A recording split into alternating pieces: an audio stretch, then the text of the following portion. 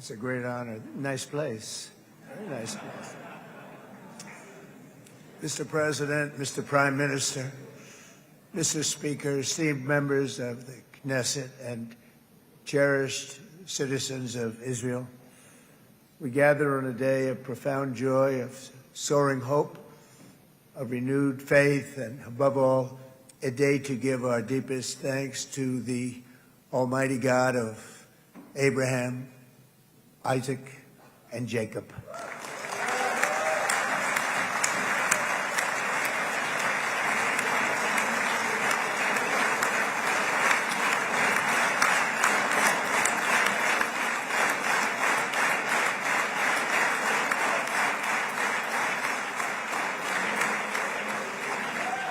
After 2 harrowing years in darkness and captivity, 20 courageous hostages are returning to the glorious embrace of their families, and it is glorious.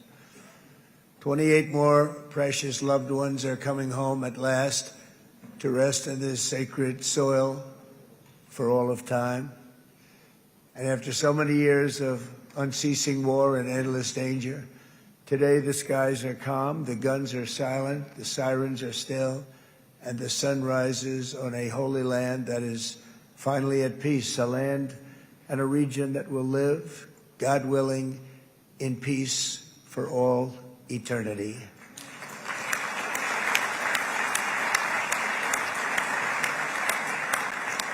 This is not only the end of a war, this is the end of an age of terror and death, and the beginning of the age of faith and hope and of God.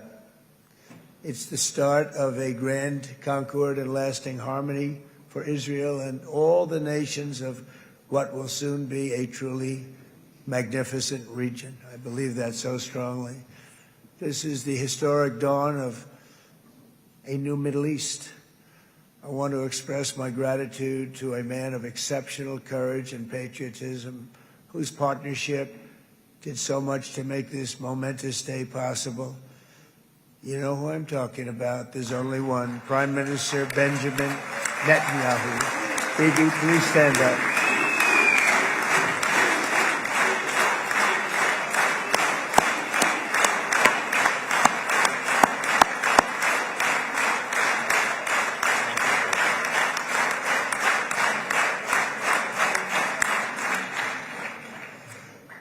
And he is not easy, I want to tell you. He's not the easiest guy to deal with, but that's what makes him great. That's what makes him great.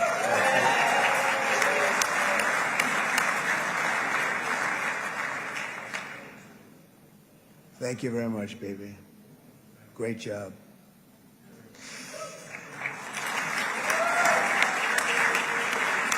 And let me also convey my tremendous appreciation for all of the nations of the Arab and Muslim world that came together to press Hamas to set the hostages free and to send them home. We had a lot of help. We had a lot of help from a lot of people that you wouldn't suspect, and I want to thank them very much for that.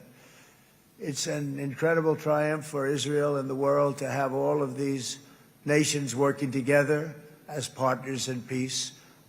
And it's pretty unusual for you to see that, but it happened in this case. This was a very unusual point in time, a brilliant point in time.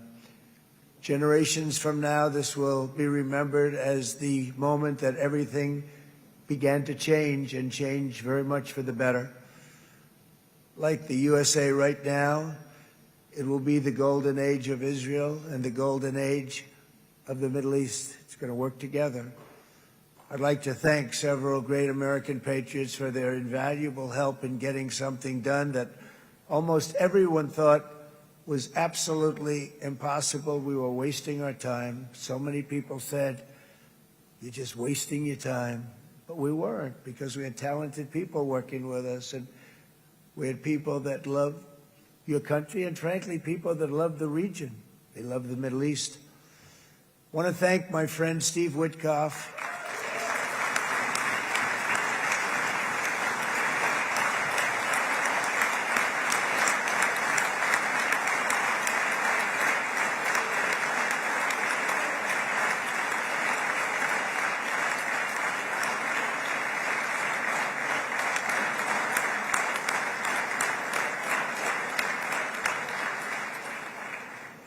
You know, Steve was chosen by me.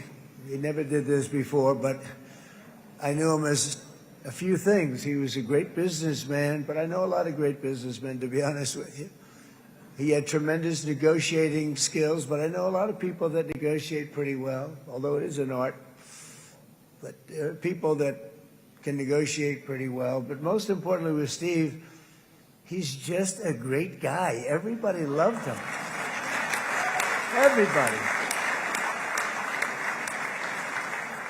I mean, I know some negotiators that are so good, but you wouldn't have had peace in the Middle East. Would be in World War III right now with some of these guys. Everybody loves Steve, and they respect him, and they somehow can relate to him. I've known him for many years, and I've seen it over and over again. להוציא את חבר הכנסת עודה, להוציא אותו מהאולם, להוציא אותו מיד, החוצה, החוצה. Please expel this Knesset member. Please expel this Knesset member. Please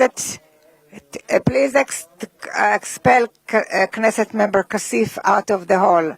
Please expel him immediately.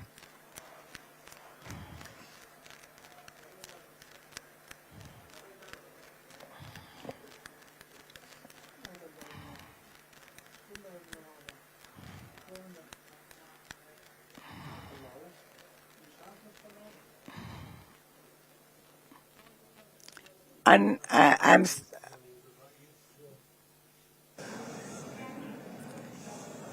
That was very efficient.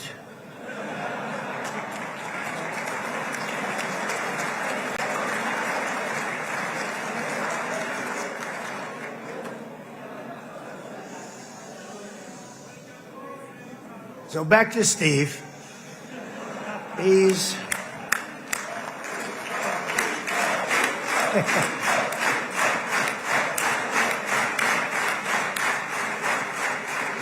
But I tell one story because he was so involved, and then we called in Jared. We need that brain on occasion. We got to get Jared in here. We got to get a certain group of people. But Steve started this all by himself. I call him Henry Kissinger, who doesn't leak.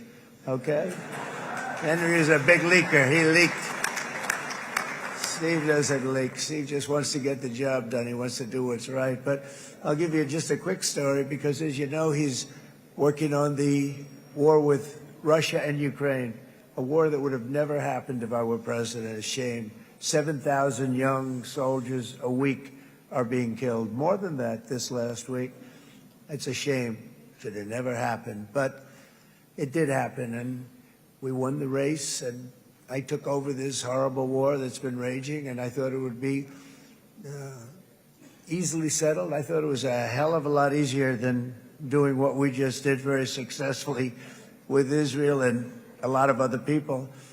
But this came first, and we'll get that one. But I set up a meeting for him to meet with President Putin, thinking it would be a 15 or a 20-minute meeting. Steve had no idea about Russia, had no idea about Putin too much, didn't know too much about politics, wasn't that interested. He was really good at real estate, but he had that quality that I was looking for, and I didn't see it around in too many ways. And I set up the meeting with Putin, and I called. I said, is Steve finished yet? That was about a half an hour into the meeting.